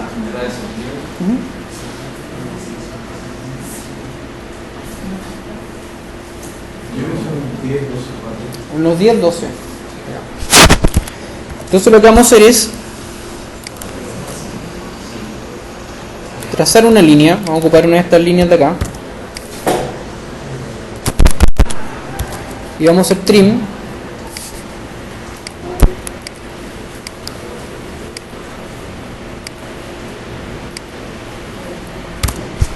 En este objeto y vamos a aplicar la regla de 3 para poder darle una escala que nosotros queramos. Nosotros tenemos esta línea que tiene una distancia de 7,5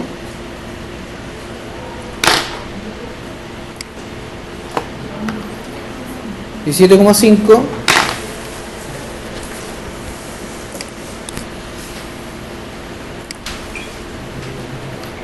equivale a una escala de 30. Si yo creo que sea 10, han ocupado alguna regla de 5, ¿no? Es decir, regla de 3, 7,5 a 30 como 10 a 6 y a X. Esos son términos cruzados.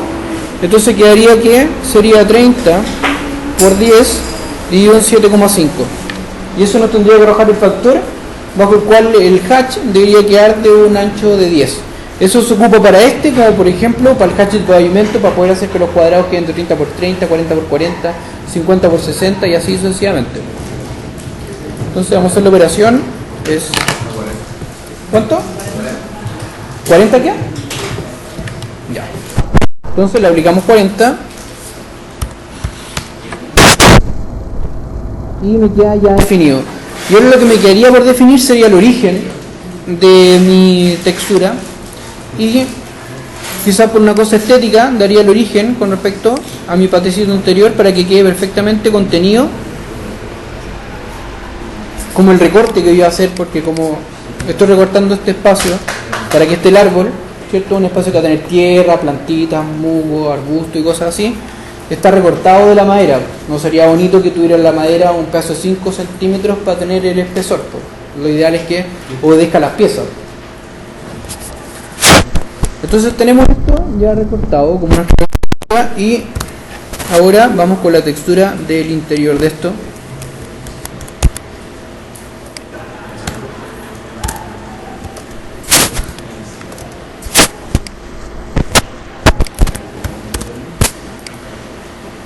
¿Y qué textura les parece a ustedes que sería apropiado para el piso de la casa?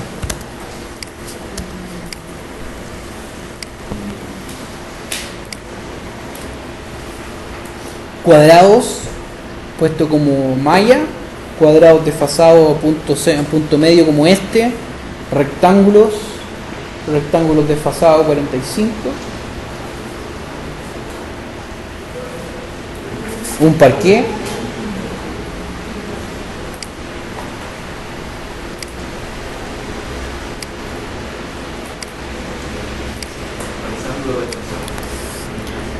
como este,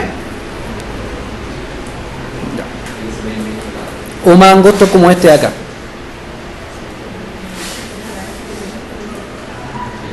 ¿Como este? Entonces tenemos los rectangulitos que son chiquititos, parecen como pequeñas piecitas, y vamos a tener que darle también una dimensión a estas piezas, pero también un ángulo, como ya habíamos visto que esta tenía 64, opera de la misma forma porque estaríamos paralelo a nuestro tabique,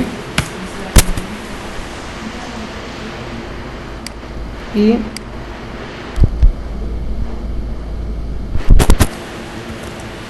vamos a tomar prestada esta que está perpendicular para ver cuánto tiene.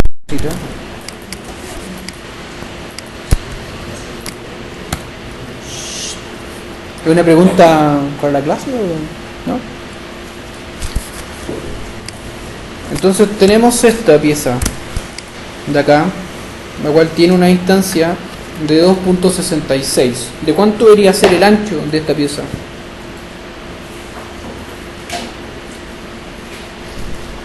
De 166, es decir, 2.66 son 2 centímetros, son escala 1, o sea 2.66, 2,66 es a 1. ¿Cuánto le damos a esta pieza de porcelanato? ¿Unos 30 centímetros? ¿20 centímetros? ¿20? Entonces decimos que 20 es a X. Por lo tanto, tenemos otra cosa más que calcular, que es el factor de esto, que es 20 dividido por 2.66, 7,51, escala 7.51.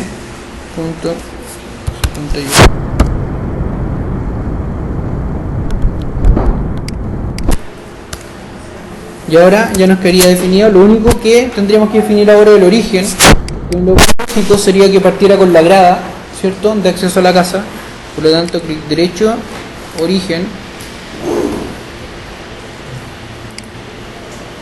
y desde acá sea la partida al porcelanato. Dentro de la simbología de pisos, para hacer los planos de pavimento, la simbología, esto también lo habíamos visto en el TAD anterior, es una circunferencia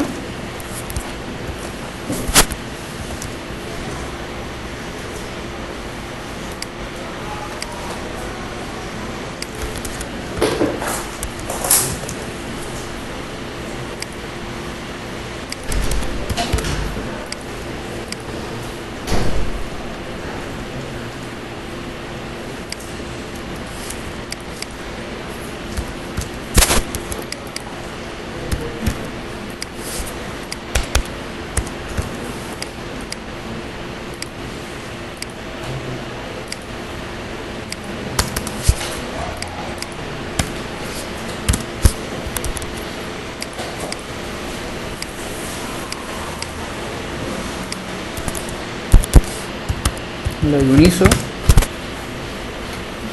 y esta pequeña simbología lo que hace es alinearse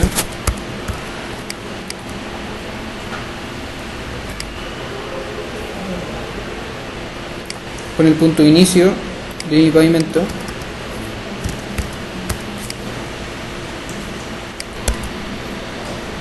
y lo que muestra es que de esta esquina, de este vector, se empieza a pegar la cerámica decreciéndose ya, o sea, en mi punto más visible, en mi punto de mayor cuidado, en mi punto que va a ser de más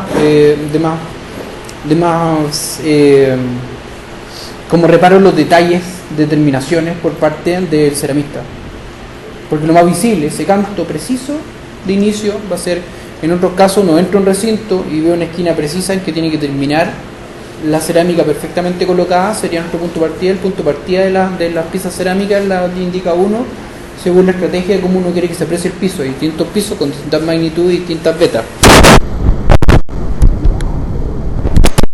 Ahora que tenemos toda esta información y ya no alcanzamos a colocar el resto de la información, nos vamos a nuestra lámina de test.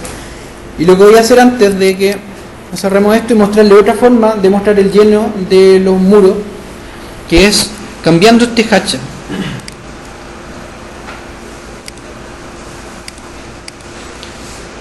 Este hacha achurado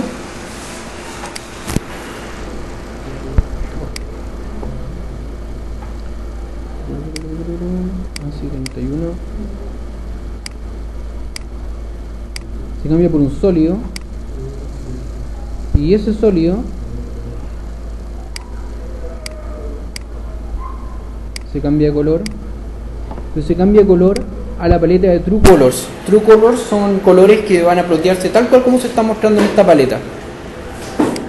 Por lo tanto, no hay que asignarle, y estos son buenos para, por ejemplo, colorear los planos, porque de esto es imposible que un True Colors te salga un manchón negro, porque no tiene una traducción. Si se fijan, el nombre del color es 138.38.38. No está dentro de esta escala de valorización de colores. Entonces le vamos a tirar un gris clarito.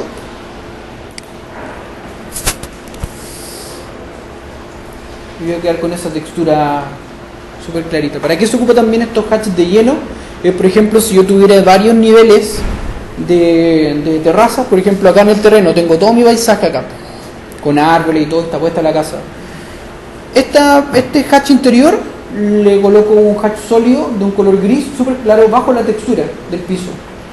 Entonces, ¿qué ilusión creo con eso? La profundidad. Tengo un primer plano, un segundo plano y un tercer plano para la vegetación.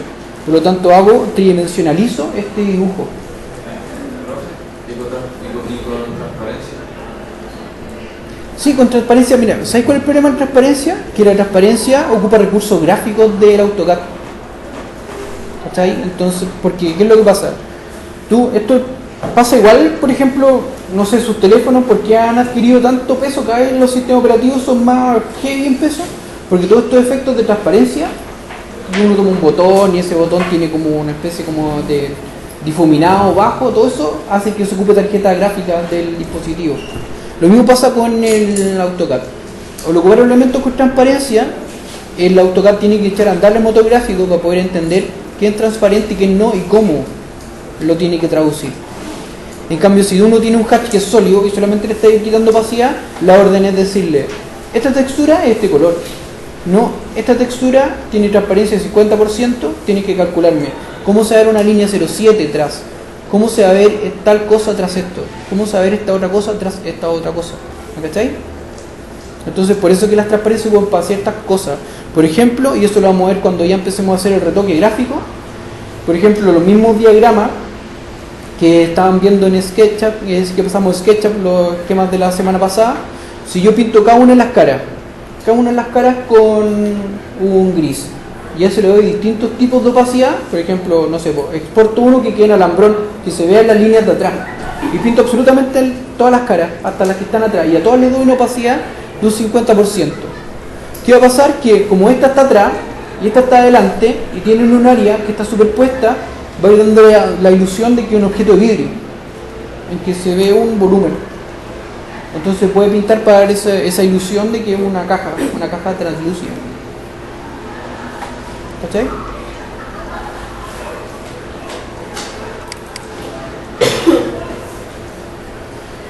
Ya, muchachos, hasta acá hemos llegado.